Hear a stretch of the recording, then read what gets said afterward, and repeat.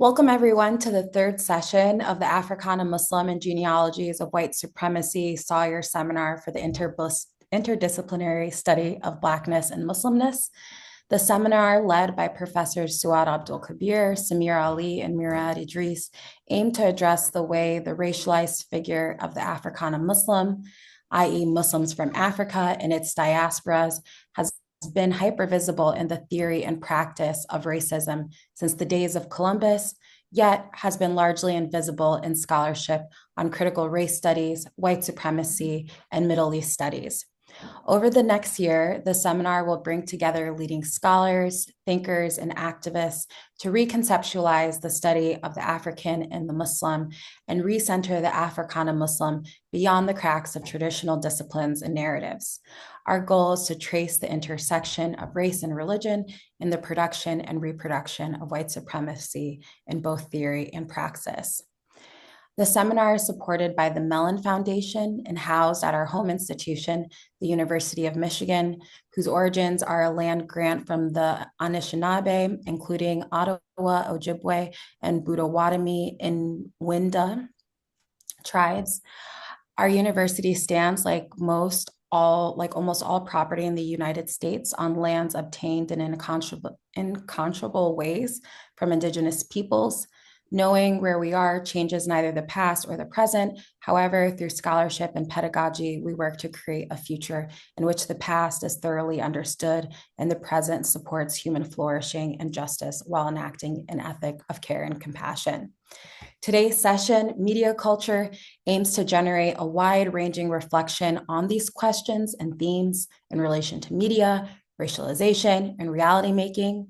The figure of the African and the Muslim, separately and overlapping, have gained renewed value in sustaining structural racism.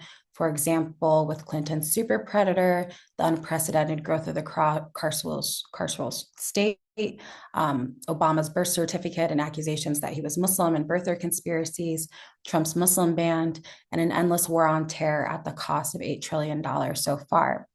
Furthermore, in our current moment, with war crimes in Sudan and genocide in Palestine, the reality making and reality inverting roles of the media have perhaps never been as pressing as they are now.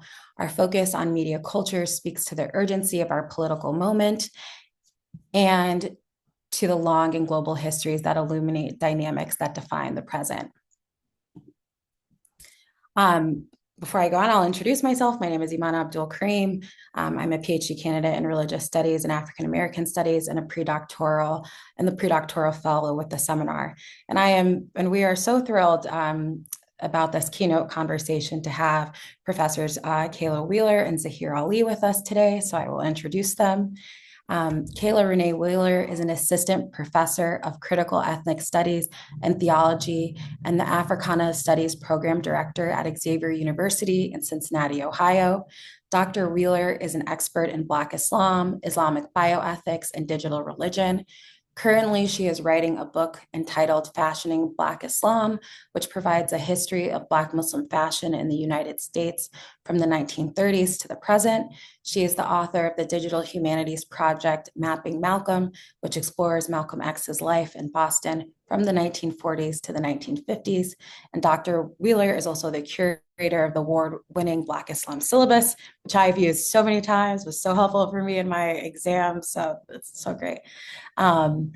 Zaheer Ali is the inaugural executive director at the Hutchins Institute for Social Justice at the Lawrenceville School, a secondary education initiative advancing social justice teaching and practice through scholarship, programming, and experiential learning. In addition, he is an executive producer of American Muslims, A History Revealed, a documentary series for PBS Digital exploring important episodes of American Muslim history. Congratulations, I'm loving the series. And is the creator and curator of the Prince syllabus, which explores the life and work of musical artist Prince as a catalyst for social change. He brings to his work more than 2 decades of experience leading nationally recognized and award-winning public history and cultural heritage initiatives, including Columbia University's Malcolm X Project and the Center for Brooklyn's Histories, Muslims in Brooklyn. He is a Pillars Fund Muslim Narrative Change Fellow and is a 2020 recipient of the Open Society Foundation Soros Equity Fellowship for his work on leveraging the power of storytelling and listening for social change. So thank you both for joining us today. And I mean, what better people could we have to talk about the Africana Muslim and media culture? So by way of introducing both of your work, through this seminar's theme of media culture, white supremacy, and the Africana Muslim, I was wondering if you could specifically talk about who and what the Africana Muslim is as it relates to your work and scholarship.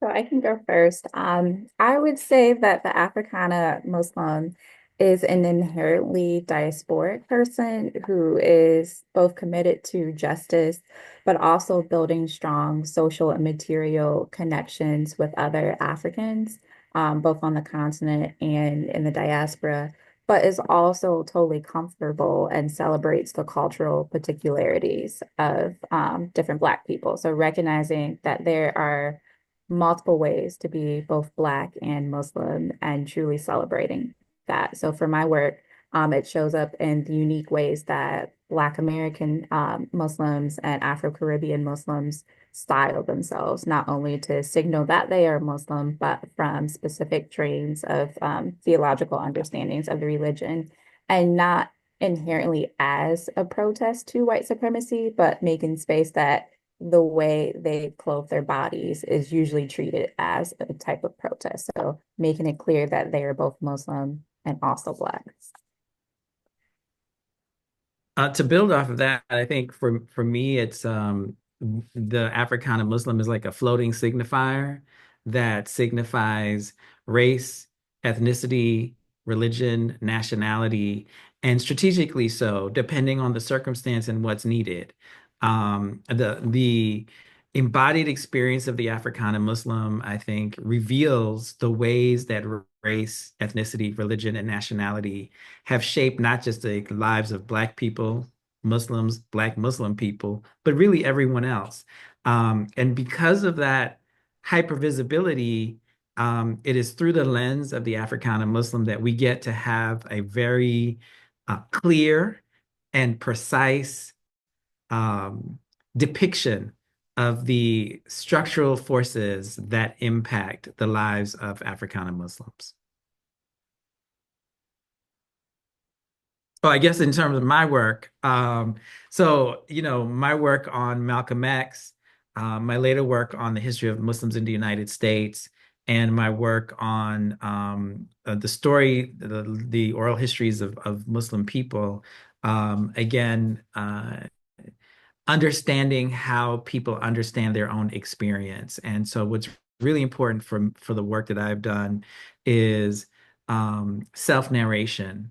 And so the Africana Muslim is a self-narrated person, comes out of a tradition of self-determination, of self-naming, of self-renaming and reclaiming.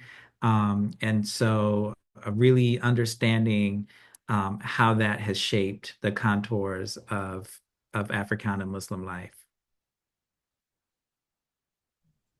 Thank you. Thank you both for helping us think about the Africana Muslim.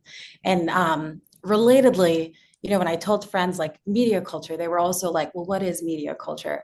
So I was wondering if you could talk to us a little bit about what media culture exactly refers to in your work and how also you think about media culture as a part of racialization and white supremacy as well.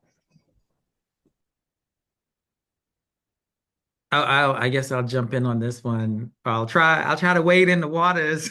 There's some deep waters to wade into.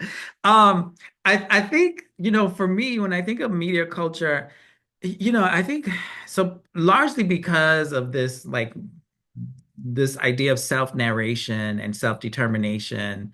The place where I start the conversation or start my investigation and of media is in the media that is produced out of the community. And so I know that there is one way of understanding media culture in terms of like a culture that is saturated with media, often media that we do not control.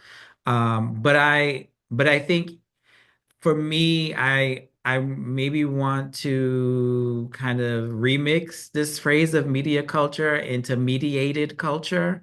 And so in thinking about mediated culture, even the culture or the media that's not produced by our community gets read in a different way, gets heard in a different way, gets experienced in a different way. And so, I think we'll come more into this, but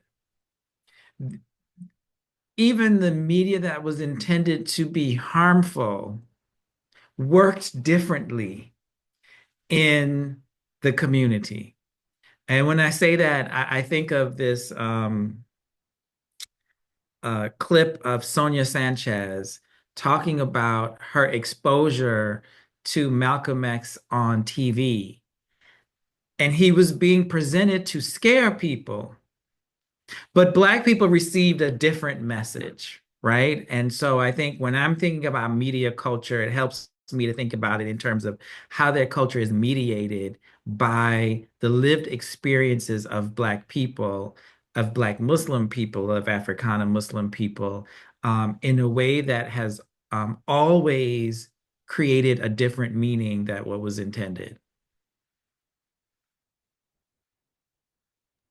So I am very in the media. Part of it has to do with my research. I spend a lot of time on TikTok and Instagram and YouTube. And so immediately when I think media culture, I think of Ralph Fiennes on national TV on New Year's Eve reciting Jules LeBron's little clip about being very demure, very mindful. So this idea, for me, of thinking about media culture is what happens when our culture, whether that's language or fashion or religion, is broadcast to this unknown imagined audience.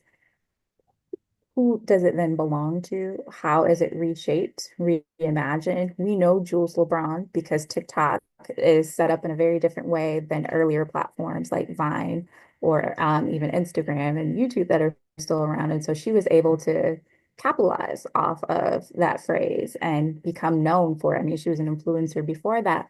But how many people know who Kayla Newman is, who gave us On Fleek when talking about her eyebrows? So how things that come from our culture can be extracted, and sometimes we give that up willingly, even if it's unintentional. So thinking about how our relationship with the media is very collaborative. The media gives us the trends, but we also tell the media what is important, what is fashionable, what is in now. And the further it gets away from our community, oftentimes the less we benefit from it, and the less it becomes ours.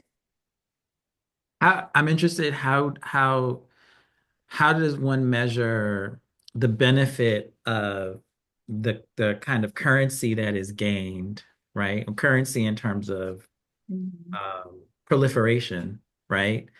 Versus that sense of a different kind of benefit, whether it's material benefit or authorial control, authority. Because I think about that a lot in terms of the commodification of culture, right? And on the one hand, getting it into these media spaces gets it out there, right? And has allowed it to spread, right? Um, I think of the sampling of Malcolm X in hip hop, right? Um, Gets the message out there, but on the other hand, every iteration diminishes authority, authenticity, source, probably and meaning, right? Mhm. So I guess how does one make the negotiation with like, but it's worth getting it out there, even if what's getting out there is not as pure or original as the first thing. Yeah, I don't know if it ever truly is worth it. And so then that just blows up my whole research. Is I think there's a benefit of being able to see someone like you. So like my son, he doesn't know that someone can do something. Like he didn't know I don't drive. He didn't know women could drive because he's never seen me drive before. So then he saw my mom and grandma. He was like, oh my gosh, women can drive too. So there is that idea of like representation can really matter. But then I just worry about the commodification and how things lose some of their value. Like I'm thinking about Malcolm X, LeBron taking those pictures of him on the same page of the autobiography for like 5 months. And why he was posting that, what type of political commentary he was trying to make, but then also how it was interpreted by other people. And I just think once you put something out there, it loses its authorship, it loses its purity, it loses its intentionality. And I wonder what is lost when we don't keep some things to ourselves. Um, Do you feel that, so coming to the like Africana Muslim, mhm, I've always felt, and maybe this is diminishing, but I've always felt, at least in the, like my kind of purview, that there's something that's still unassimilatable and difficult to appropriate because of what Africana Muslim represents. Like if we accept the Africana Muslim, like this intersection of race, religion, ethnicity, nationality, that is, mostly oppositional, right? That it's that even attempts to appropriate it are somewhat impeded by the nature of what Africana Muslim is situated in relation to Christianity, to white Christianity, to Black Christianity, to white America, even to Black America. It's such a unique position that, we've seen the attempts to commodify, but they're always just like, I don't want to be nostalgic or even, mystical, but it seems like there's like a stopgap mhm, it can only go but so far before the limit is reached, right? And I think there's almost like an exception. And I don't like to play with exceptionalism, but there's almost like an exception. I teach a class right now on Martin and Malcolm, and I've had these conversations with my students about palatability, right? And why appropriations, like no one's gonna use Malcolm X to sell a truck the way they did for Dr. King, right? mhm, And so I wonder as we dive into this question about the Africana Muslim and media culture, um, first, is there something about Africana Muslim history, experience, life, culture that resists some of the more detrimental ways media extracts, right? And then what is it, if we accept that there is something that does that resistance, then like what is it? What are the contours? What are the things that are responsible for that resistance? Mhm. Mhm. Both of you guys as framings, yours Professor Wheeler, of like what gets away from the representation once it is in media, what gets away from the Africana Muslim, and then also media as as this space in which the Africana Muslim is able to determine itself or resist that kind of manipulation really made me think. I recently saw Soundtrack to a Coup d'etat, this documentary on the assassination of Patrice Lumumba. And Malcolm is all over the documentary as the voice of America, as the voice of the Black American that stands in distinction to the role that the CIA and the FBI played in the assassination. And he stands as a figure that is 100% Africana, and is connecting the African American experience to decolonial movements in Africa. And I was so happy, like in this moment to see Malcolm so heavily represented in the movie. But then I was also thinking, well, wow, and he's 100% Africana in the movie, but there's no Muslimness. There's no indication of him being Muslim, when we know that was such an integral part of how he understood Pan-Africanism and Black Islam. So yeah, that you both of you guys' framings have helped me think about why why I noticed that and why that, loved, but also didn't sit right with me at the same time. Speaking of Brother Malcolm, this conversation takes place during Black History and is also going Black History Month, and which is all year, all the time, and is also going to be released um, coinciding with the 60th martyrdom anniversary of Malcolm on February 21st. And so, and as you guys both brought up, Malcolm was this, incredible media figure, but he also famously cautioned that the politicized and racialized ways the media operates can invert reality. And so, one of his most famous quotes from the autobiography is that the media is the most powerful entity on earth. They have the power to make the innocent guilty, to make the guilty innocent. And that's power because they control the minds of the masses. So I was just, to perhaps think about what we were just discussing, like what you think the relevance of Malcolm's caution is today when with the media landscape, that is so different, but I'd also say it contains very same foundational elements.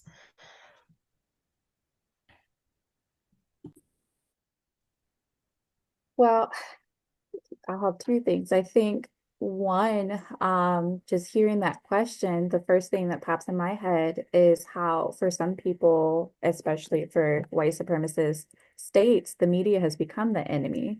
So since October 2023, at least 170 Palestinian journalists have been murdered by Israel with US funding. And I mean, journalists are supposed to be like this protected class. You wear that vest, and that's supposed to provide you some safety, but they were, in many cases, just outright assassinated. So you have, I think, it's nothing new with the Trump administration, but this lack of respect for journalism and just critical thinking in general. But then you have examples of journalism really going wrong. So the LA Times and Washington Post being owned by billionaires, regardless of who they endorse, that's a problem. The fact that the media has always played such a big role in constructing the villainous Muslim, or the villainous other in general. I'm in Ohio, and it's always been chaotic in Ohio, but since the elections, more attention being paid on people of color here. You had all of these very, very, very old stereotypes circulating about Haitian immigrants, and just Haitians in general connected to another Africana religion that the media just uncritically reported. And when everything was found to be untrue, you didn't see that many retractions or people coming out and being like, oh no, actually we got that wrong. There were no examples of it at all. So anytime there are positive representations of Muslims or people of color, it's always in service to the empire, never just as people who deserve to exist and have human rights. It's so interesting, and you mentioned that that the moment with the way that the media has treated the Haitians in Ohio.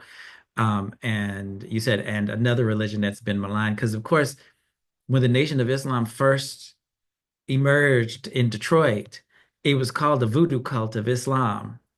And so here's where that construction starts taking place. Not in that moment, but even before. And to Iman, um your original point of like how Malcolm is presented, the Africana of Malcolm is presented, but the Muslim is erased.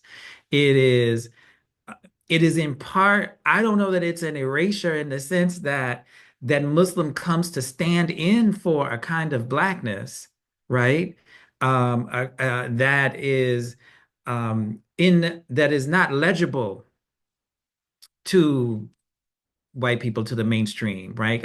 I think going back to slavery, where the practices, the names, the linguistic, whether it's writing or speaking of African Muslims who were enslaved, were identified as African, right?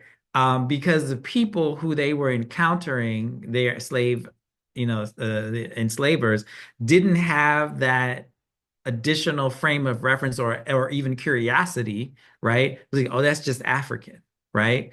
And so even in the 1930s, when the WPA is doing these interviews and like Sapelo Island, which had like the longest surviving African Muslim communities from enslavement, they call the Georgia Project called it Drums and Shadows, and they had people talking about, oh, I remember my mother or my father bowing down on a rug or having these beads, and they didn't know that was Islam. They didn't have that, they just thought it was African, right? And so when this emerged in Detroit with the revival of the Nation of it, of the interest in Islam through the Nation of Islam, also called voodoo, right? As a way to, it's almost like a double jeopardy othering of Muslims who are Black. And so, I think about, I kind of strayed from, the question in the sense, but so much of Malcolm's skill was not only his recognition of the damage that the media could do, but his understanding of how to use the media, right? The other element before I talk about how to use the media is like the role of the FBI and intelligence services in feeding stories to the media. Especially in the 1950s when the Nation of Islam is making, important headway, they're sending whole dossiers to reporters um to say like here's story that you can write about, and most of the media at the time are lazy, not engaging in that critical information engagement, and so they're accepting what the FBI is telling them about these Muslims, and running it. And so, very early on, Malcolm understood the importance of creating, independent media. He had this, but I think also looking at the role of the Black press, right? Like first, Malcolm secured a column for the Honorable Elijah Muhammad in the Pittsburgh Courier. And then Malcolm had a column in the Amsterdam News called God's Angry Man. And so understood the power and function of the media could be, if not completely countered, but could actually, be combated with similar media strategies. And so as much as, and I think part of, I guess, the perspective that I am currently occupying, and I think will come across in this conversation, is looking for the acts of resistance and the acts of agency that I think are important. So I'm not going to say that Malcolm, that quote of like, here's what the press will do to you, because absolutely he was right. But I do think it's important to recognize that there are ways to counter it, and he did it.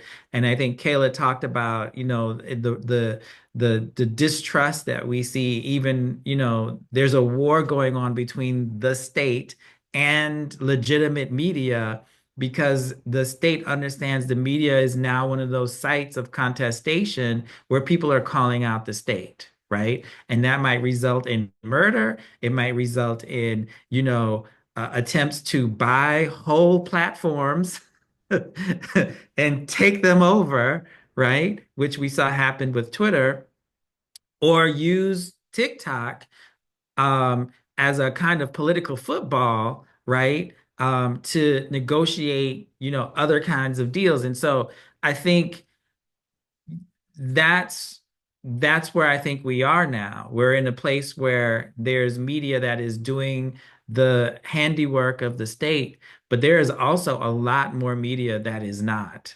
And I think the story of Africana Muslims helps us unpack both of those, right? The media that was attacking, but also the media that was resisting.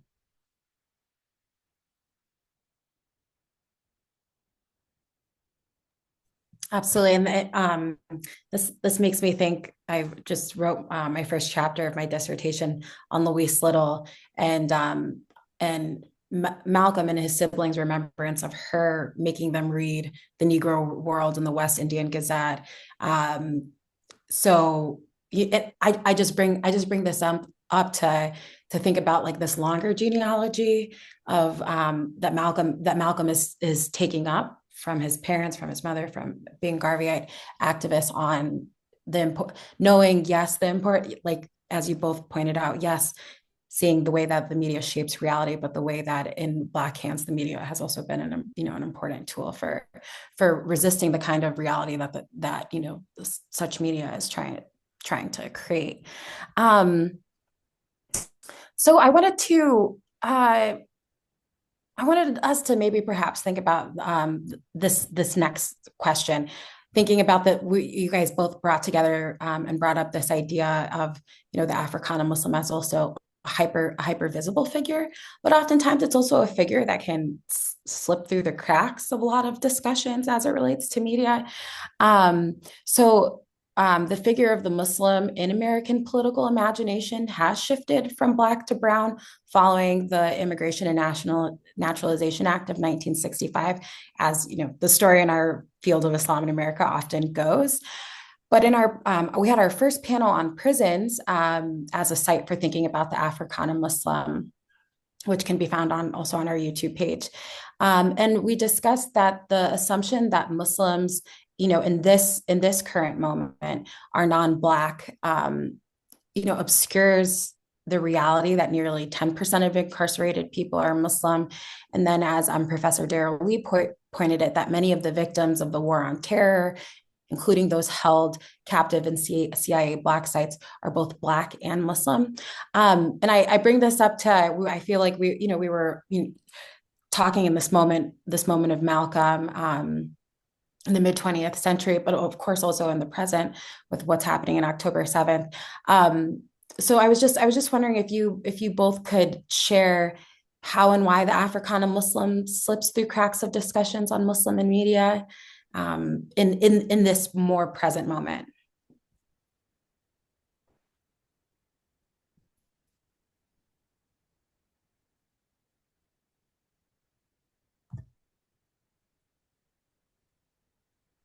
Well, I would say one thing that to me, this is a good point of differentiation, and this gets to what Zaheer is saying. Like, there is an Africana Muslim, but I think there are also Muslims who happen to be Black. And right now, what you do see is a lot of Muslims who happen to be Black being brought forth in the media, definitely post 9/11, where a lot of Muslims who happen to be Black were put forward as the idea of good Muslims. Part of that had to do with work that Muslims in their own communities were doing. I studied Imam Wardi Muhammad's community. A lot of his work of encouraging Black men to enlist in the military, his support of U.S. military intervention kind of pointed out that, like, yes, I'm carrying on my father's legacy, but we are also Americans. That nation within a nation happens to be white supremacist nation, so let's make do with it. So it became easier to pit in the media and with the government the Muslim who happens to be Black against non-Black Muslims.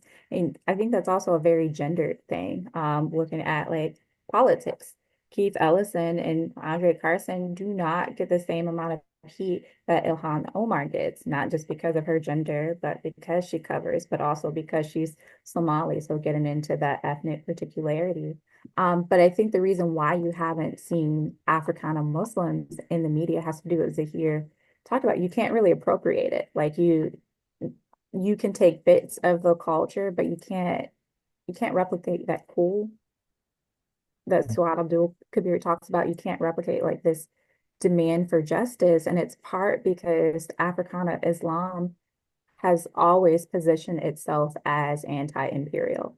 That's why Moorish Science Temple of America and the Nation of Islam were one of the first organizations that J. Edgar Hoover attacked. And even though the Imam Wardi Muhammad community has also been under surveillance, it hasn't been the same way as these other communities because they're seen as threats to not just the American way of life, but like the global order. Yeah, I think, if you want to come to terms I mean, if you want to deal with Africana Muslims, you're going to have to come to terms with slavery. You're going to have to come to terms with Jim Crow. You're going to have to come to terms with, all of the um, things that come into relief, that come into scene, that are called out by this tradition, right? And so, don't touch it if you don't want to get burnt. And the artifacts, um, it's like, I mean, I did this thing on the bean pie for Netflix's oh my God, I can't remember the name of the show now. Um,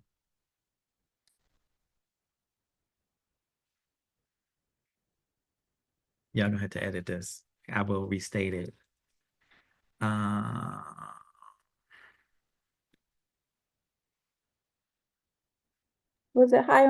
Was it high on the yeah, hog? High on the Hog. Okay, There we go. okay. Okay, let me back up. Okay. So the artifacts, you think of something like the bean pie, and I did this thing for a segment on High on the Hog, and just thinking I mean, I remember when I was just like, oh, isn't this the show is called High on the Hog, and of course there's a reason in whole kind of historical cultural origin of that, but it's so ironic. There's this show called High on the Hog, and we sitting up here talking about bean pie, which is, and it is something about it. It is authentically Black, authentically Muslim, authentically Black Muslim, or we'll say Africana Muslim, right? And that's, their attempts to gentrify the pie, right? There are lots of pie recipes online. Martha Stewart did an episode where she featured a very, very pale, light-skinned bean pie. And yeah, look at,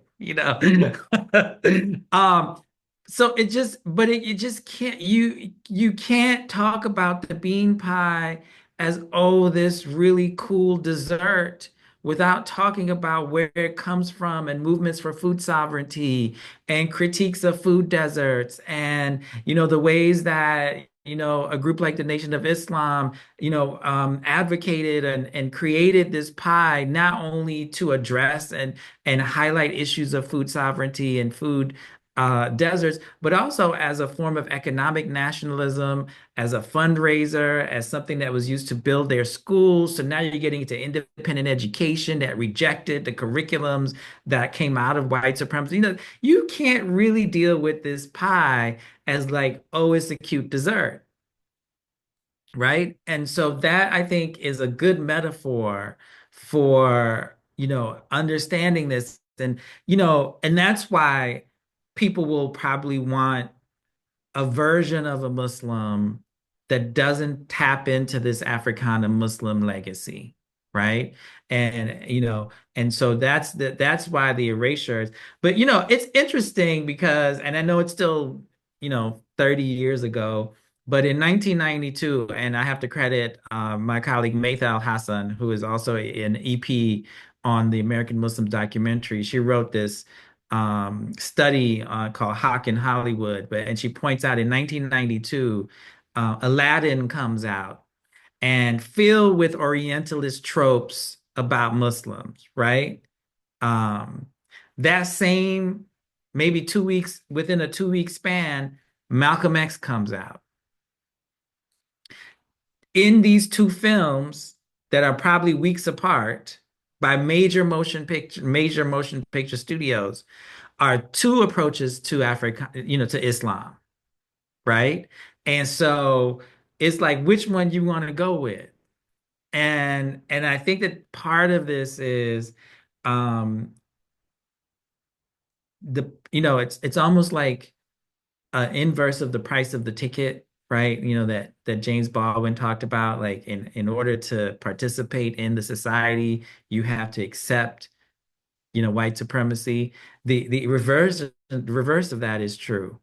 If you really want a like a portrayal depiction media culture of Islam that is closer to authentic, that is self-determined, that comes from community, that is rooted in community, that is rooted in community relationships that sustain those kinds of media representations. The price of that ticket is to deal with all that Africana Islam and Africana Muslims offer in terms of critiquing the state, in terms of critiquing consumption, in terms of critiquing, mainstream culture. That's the trade. And I think for decades, people didn't want that ticket until after 9/11, when they were like, oh, like actually there's some resources in this tradition that were going to help us understand our current moment. And I think those resources are still very much in play.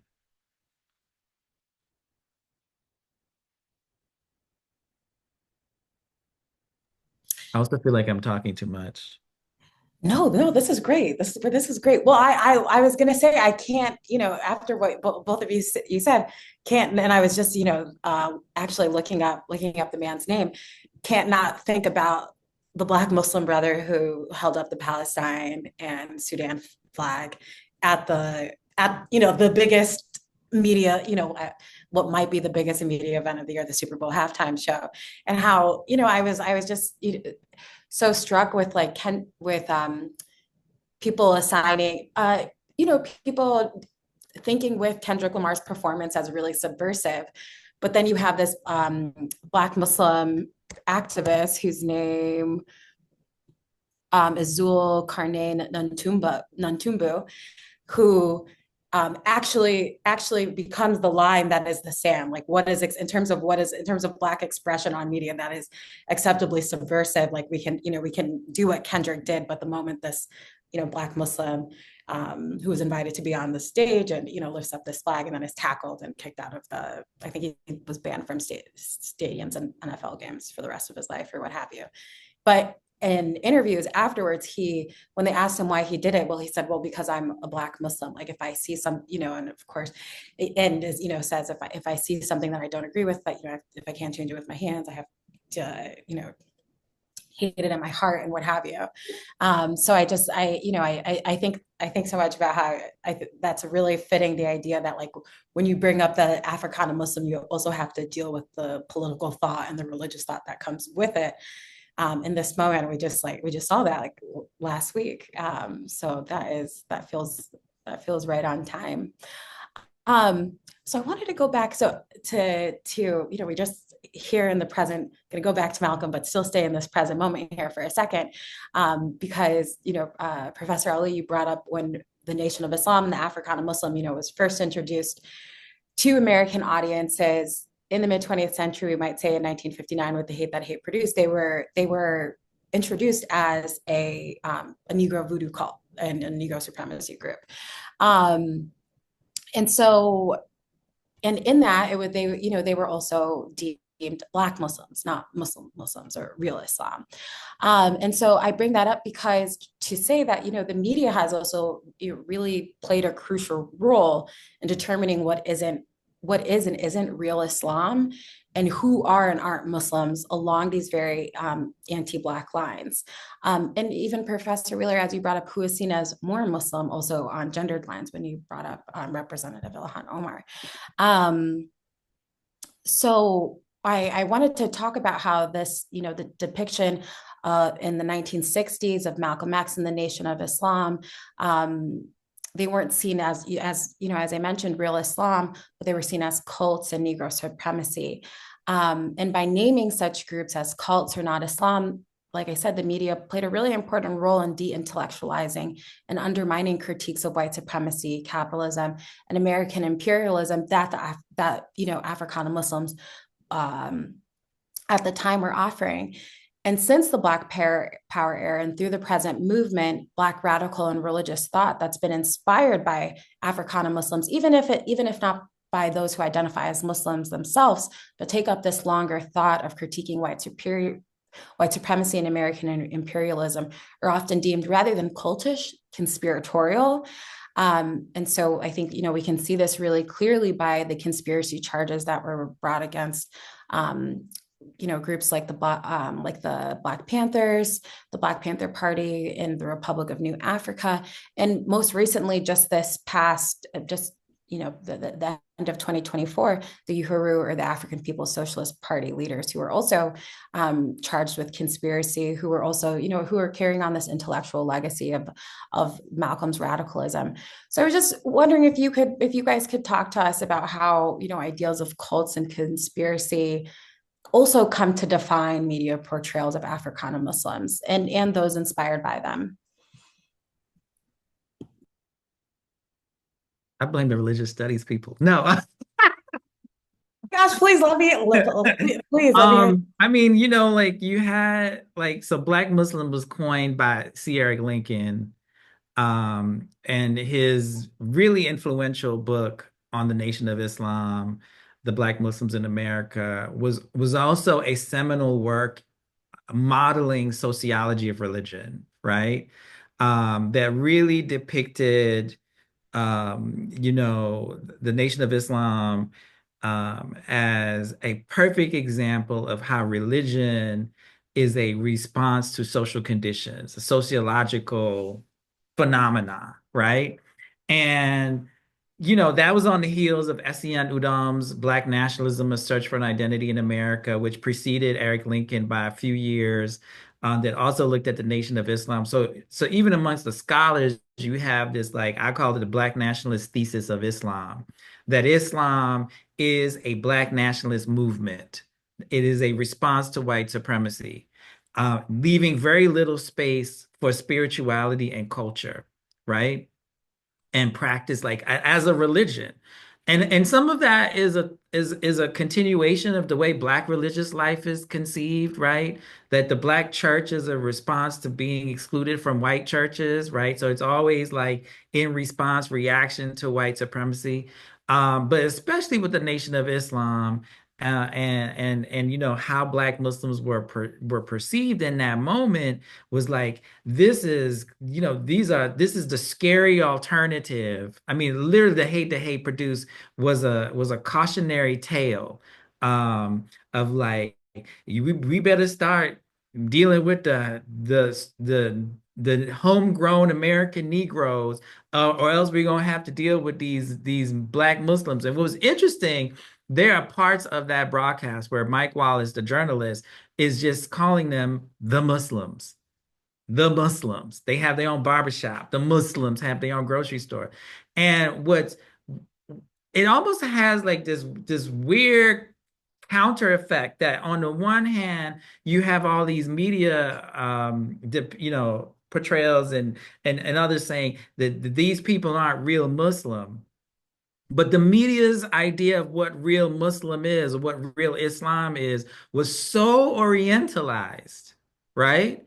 That it actually kept Africana Muslims from being sucked into that. And so there was almost a even more Muslim that showed up. And I'll give you an example in the terms of the language. If you looked at some of the newspapers in the early 60s, late 50s, they that were trying to make a distinction between the Nation of Islam and the so-called real Muslims. They would say these Muslims, Muslims, referring to the Nation of Islam, are not like the real Muslims, right? Because the word that was considered acceptable in the mainstream press to refer to Muslims was Muslim, Moslem, right? The spelling was Mohammed, right? These anglicized versions of Arabic words, which we now know Muslim in Arabic means an unjust or evil person, right? And they kept and Muslim for the Nation of Islam to maintain that distinction, because the Africana Muslims of the Nation of Islam were using spellings that were more phonetically faithful to Arabic. Muslim, Muhammad, right?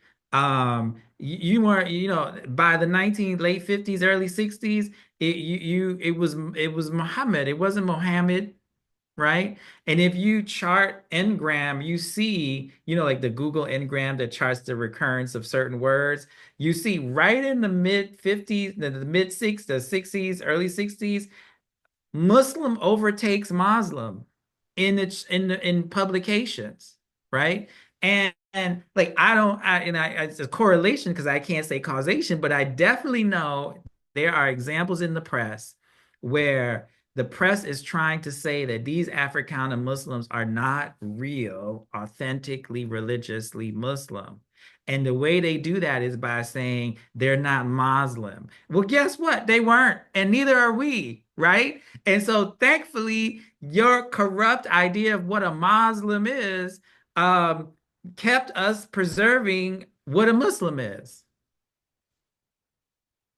And I think we also have to talk about the non-Black people of color who acted in service of white supremacy. So I think this image of the Africana Muslim would have existed without them, but it was very common in the 50s and 60s and even in the 70s for Arab and South Asian Muslims to write op-eds about like, listen, these evil boogeymen over here, they are not real Muslims. They are Black supremacists. Islam is this post-racial utopia. And even people who had strong connections with Black Muslims and Africana Muslims. So I'm doing some research on Jamil Diab, who was a teacher at the Muhammad University of Islam in Chicago and was a teacher, if not mentor, for Imam Muhammad. Worked there for nearly a decade and then came out as one of the most vocal supporters. And what I love about Black Muslims, regardless of politics, is we will call you out and be extra. And so you will see in editions of Muhammad Speaks, non-Black Muslims writing in and being like, Honorable Elijah Muhammad, you are a fraud. And then someone responding and being like, well, actually, this is what your holy text that you claim we don't know says about X, Y, and Z. So you see that even today with non-Black Muslims distancing themselves from Blackness, usually for political reasons, but also distancing Black Muslims from Islam, when in all reality, they're standing on the shoulders of Black people, regardless of religion. It was Black people's political activism in collaboration with other marginalized people that forced our immigration laws to change, that have made it a more, I'm putting this in air quotes, semi-accommodating place to practice Islam, but we ignore those histories to protect our places within society.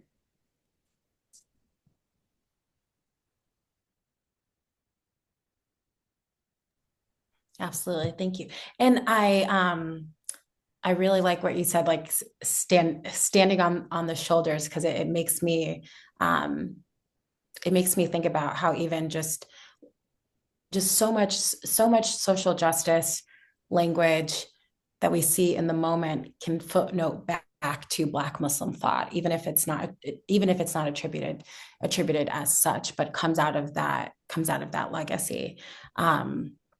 So yes, thank you both for that. I wanted to ask a little bit of a different question, and that is how can we not talk about media culture and also talk about, or let me offer a question on AI. When I brought up this question with Dr. Suad, she had told me about an instance. I haven't seen it myself online where how you can make people's figures who have passed on talk and say different things. But it was this like manipulation of Malcolm to basically talk in NGO speak in a way that was very counter to his his politics. And just thinking about as we were just saying, this like history of Black Islam, Black Muslim thought as resulting in a lot of changes, whether it be in immigration or social justice talk or social justice language. So a question I wanted to ask is to say that the state and corporations and mainstream media and now the masses and bots have the capacity to create virtual realities of racialized figures, like I mentioned with Malcolm. Or even in often in contexts where Malcolm, if he's not talking in NGO speak, perhaps it's Malcolm and Malcolm absent of Islam, or for example Muhammad Ali during his funeral many sources not even mentioning, his Black Muslim identity. And so I was just wondering, as scholars of race and media, how are you guys understanding this new dimension of media culture, where reality can be, what is real and what is not real is becoming a little bit more blurred. So I think I'll probably take it from a random perspective. I'm not really so much worried about the blurred reality because that's always been there. I think it's more instant now because it's on social media, because so many more people have access to these tools. I'm worried more about the environmental impacts and what this does to Black creatives. So Zaheer was talking about the importance of Black media. I would say some Black media, not all, because the hate produced was also produced by Black men. But just so many people are willingly giving up their intellectual property, and that has been one thing that slavery could not take that from us. It couldn't take away our minds. And now people are so willingly giving that up in service to the state or to getting better ads. And it's wreaking havoc on our environment. It's wastes so much water, so much coal, and it requires the labor of primarily people of color in the global South. And for me, this is an issue that I wish more Black Muslims and Africana Muslims were at the forefront of, thinking about like green Islam, and what Black Muslims have already contributed to that. I think it is a threat to intellectual knowledge production, not just like thinking about like academia, but art, the beautiful art that's created by Black people from all over the world and all over the different religions. Looking at what it's doing to fashion, it's cheaper now to create a AI model than it is to hire someone. So what that does to these kind of pushes for diverse representation, when you don't have to hire the Black model, or you don't have to really care about creating modest clothes when you can just paint it in. I think it's a problem that I don't think enough people are talking about it as much as I wish they would. Yeah, I think about Adrienne Marie Brown in Emergent Strategies, who talks about or advocates that we chase critical relationships rather than critical mass. And so I think part of this is going to be our responsibility to value intimacy and relationships in community, even if it means it's smaller, right? The chasing tens of thousands of followers, that's going down that dangerous road. I give you two examples. One, and I already talked about the bean pie. If anybody knows where to get good bean pie, send them to me. But like the whole thing is, if you want a good bean pie, you have to go into the community where they're being produced, right?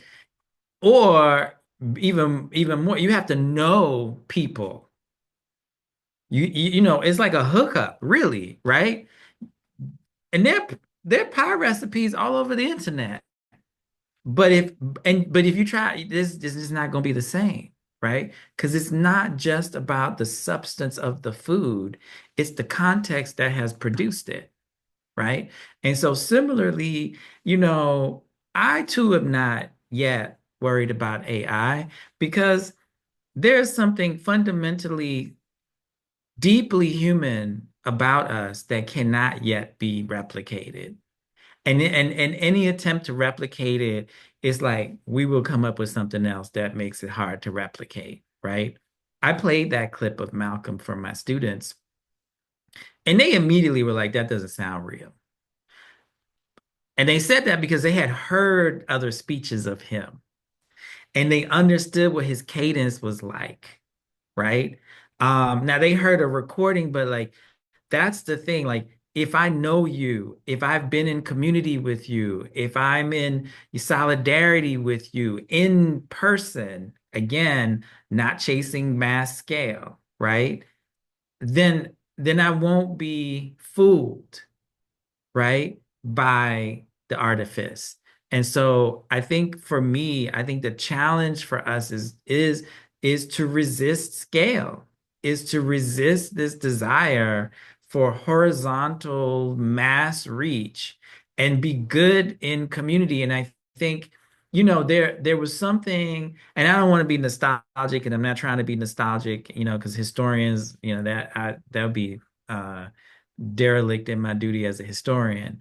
But there was one of the things that was really critical to the preservation of Africana Muslim life and culture and history was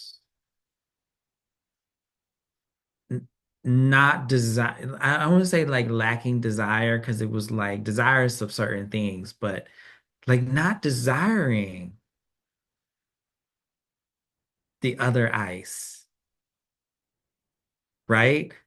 Being good with what your own produced, right? And really, like, it was a very disciplined approach for sure, but it wasn't ascetic. It was that these are communities, and I mean, I'm thinking of Kayla's work on fashion, like created their own flourishing culture so that you didn't want what was being sold in a department store that didn't want to serve you right, right? Created a whole cuisine of Muslim soul food so you didn't want to go eat in a restaurant that didn't want to serve you 10 years ago or 5 years ago, right? And so there was such a deep creative well, right, that kept people excited and engaged and nourished. They did not desire that other thing. And I think, to me, that's going to have to be part of it. We're going to have to be so satiated with our humanness that we don't desire the machine. Now, some people will, like they will, and they'll chase the follows, they'll chase the, platform and all of that kind of stuff. But I think that to me is one of the, and it ties into what Kayla is saying about the environment, right? There's something about a relationship with nature, relationship with the earth, that, not to estrange yourself from what is organic to our community, what is organic to the earth, right? In chasing the artifice. And so I think that's something I think is an important element of Africana Islam or Africana Muslims, was like they weren't chasing after white people like that, right? In the 70s, they redid that Kenneth Clark, Mamie Clark doll experiment. And with Black Muslim children, or children had gone to Black Muslim schools, and those children chose the black dolls. They were like, this one, right? And that's what I'm talking about. There was a part of, when we talk about Africana Muslims and media culture, is not like there was part of it, was such a deeply embodied, lived critique of white supremacy that you were like, I'm good. I don't need that. And I hate to be a curmudgeon. So one thing came definitely in like 2015, and I've seen it since then, just circulated on the media and on social media. I'm not like my grandparents, and or I'm not my ancestors. And my thing is, no, we really are not. We are so weak compared to them.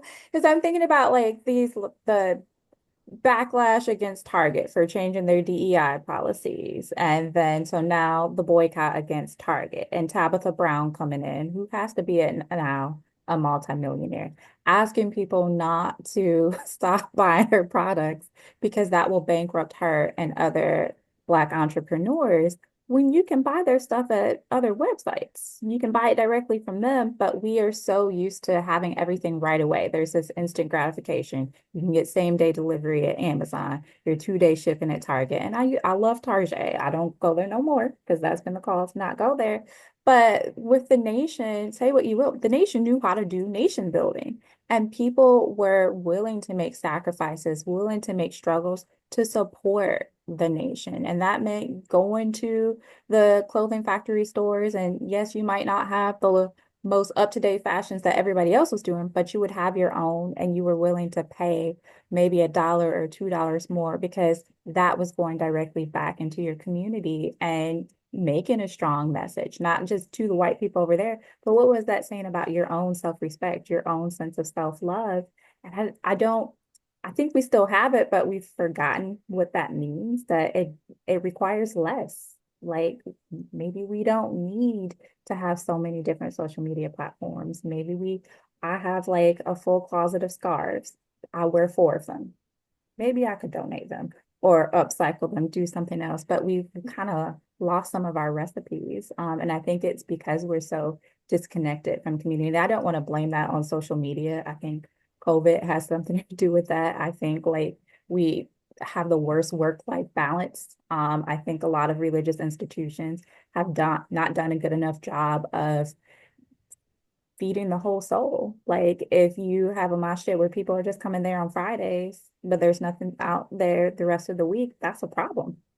Because where are kids going to go? Where are adults going to go? Where is the community building going to happen? And I don't think it happens on a national scale the way that it used to. And part of that is, I think, integration, but part of it is just the economy. People don't have time for that. Everybody's working multiple jobs to pay for the eggs, but also to pay for the shine clothes that they don't need. That's going to give them lead poisoning.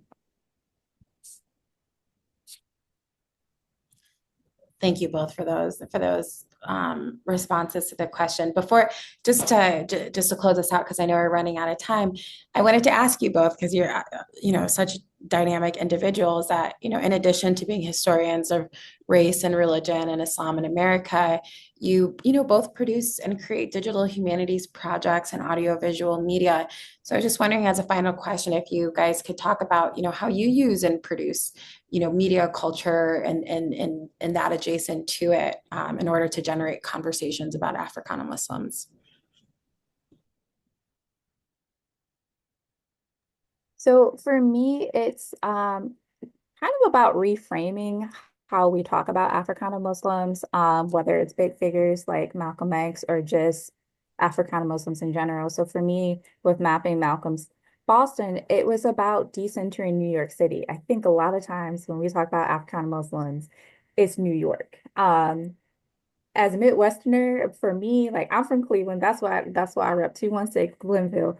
But like even if I'm thinking about like what is the center of the world for me other than like my hood, is I think of Chicago. Like no shade to New York City, but like I've never thought of New York City as like this cool place to go. It's like let me go to Chicago. Let me go eat their little weird pizza there. That for me is home. And so challenging who gets to, where are the sites of Black Islam, but also who gets to be the representatives of it. So for me, it's really important to center Black Muslims, women's lived experiences, not just through fashion, but thinking of other forms of intellectual knowledge production. So often when we talk about Malcolm X, we forget his mother, Louise. I think part of that is Alex Haley's fault, because the autobiography, in some ways it's fiction.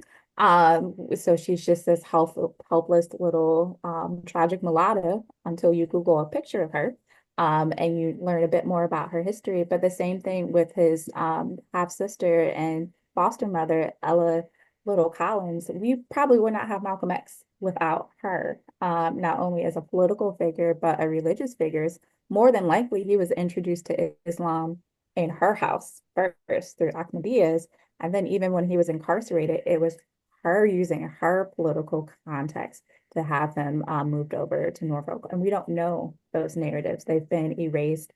And unfortunately, they've been erased by both Black people and specifically Black Muslims. Ella Little Collins isn't in Malcolm X, Spike Lee's Malcolm X. Even in A Life of Reinvention, how she is presented there, I think is incomplete. It provides new information that is incomplete. And for me, with the Black Islam syllabus, was just trying to recognize that we are everywhere. When we talk about Africana Muslims, it cannot just be the United States. And it can't just be the African continent. I mean, the Caribbean, looking at Brazil. If you just want to follow the slave ships, most of us did not come here. Wherever we go, we have had an impact. And I think it's my duty, not just as a Black Muslim, but as a scholar, to make space for those different stories. Even if they're stories that I don't necessarily agree with, they matter. And I think it's important to always make space for like the multiplicity of our identities. I think that for me, probably my more recent work stems out of my work as an oral historian, which the nature of that practice is one that prioritizes time and relationships, because if you don't devote the time or build relationships, no one's going to tell you their story, right? And I think that a lot of there was like there's waves of like how people think about themselves in media. And so the first concern is representation. So there was a lot about like representation. We have to see ourselves, we have to hear ourselves. And then we start seeing us people that look like us but acting crazy. So then the conversation shifted from representation to authentic representation. So we had to qualify representation. We don't just want, as they would say, Black faces in high places. We want some authenticity to the representation. And I think that that is where a lot of it is now, even to this moment. But we also have authentically crazy people, right? So, Uncle Ruckus is authentic. That doesn't mean we want him all up in the space, right? That's a Boondocks reference for people who are watching this and need to feel like, who is Uncle Ruckus? Uh, so my experience with oral history helped me think about what the next and most important thing is. I call it intimacy, or intimate knowledge of the life of a people and community that can only be shared through relationships, right? And so is your portrayal in media reflective of you being in relationship with the people that you are portraying, right? Like, do you actually know? And I say, even coming back to this AI thing, like, and I know this from moral history, we can say you good in so many different ways to give so many different, like, you good, you good, you good, three different meanings. Understanding that requires the context of being in relationship with the people who create that, right? And so for me, as like my work with oral history with the Muslims in Brooklyn project was about building relationships. And again, on scale, it's small, right? It's not like broadcast, but we build out a curriculum and was really important. It was, Muslims of various different backgrounds, but situating Africana Muslims in that collection is a way to counter the erasure and situating them unremarkably, right? It's like here, 50 interviews, 50 some odd interviews, and you're going to encounter some Black folk without like qualification. So it's like, oh, okay, so when we think of Muslims in Brooklyn, we're going to think of all of these people, right? Similarly with the American Muslims documentary series, the last episode, several of the episodes, the stories of Black people are intertwined in ways that are, when I say unremarkable, meaning we don't like single it out and be like, oh, and here's the Black story, right? In other words, to me, that's the transgressive power of this, to be like, oh, the way that we frame this series is really in part to learn more about who these Muslims were, but for the most part, it's less learning about who Muslims are and learning about what America is through the lens of the experiences of these Muslims, right? So it's a framing thing in that respect, where this is not inclusive storytelling for us. We call it expansive storytelling. We are expanding the frame to reveal the stories that have always been there but have been ignored, right? And so that's been, my approach to storytelling, in terms of how to expand the frame. It's the frame, making sure that we're problematizing the system, not the people, right? It's not the people and their stories who are a problem that need to be positioned or need to be represented or need to be included. It's the systems of production that are problematic, that need to be expanded, that needs to be in some cases completely busted up, right? In order for the stories that have always been there to show up. Can I say one more thing? Kind of related to here is like this relationship building, it really does have to be intergenerational. And I don't want to like essentialize or exceptionalize Africana Muslims, but I think that is something that makes Africana Muslims special is like this reverence for elders, like not waiting until people become ancestors before we give them their flowers, but seeing them as knowledge producers, but also like active participants in society today. Like what we are experiencing now with Trump, that we were also experiencing under Biden and Obama, there are 70 and 80 and 90-year-olds still alive and there who they already created the roadmap.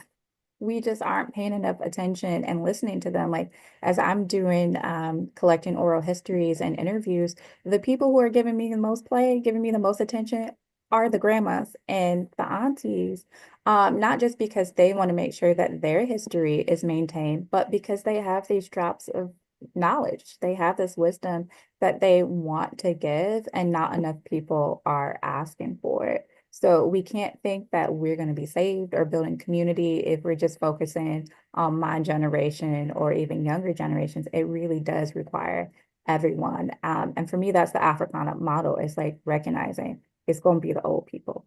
It's going to be the women.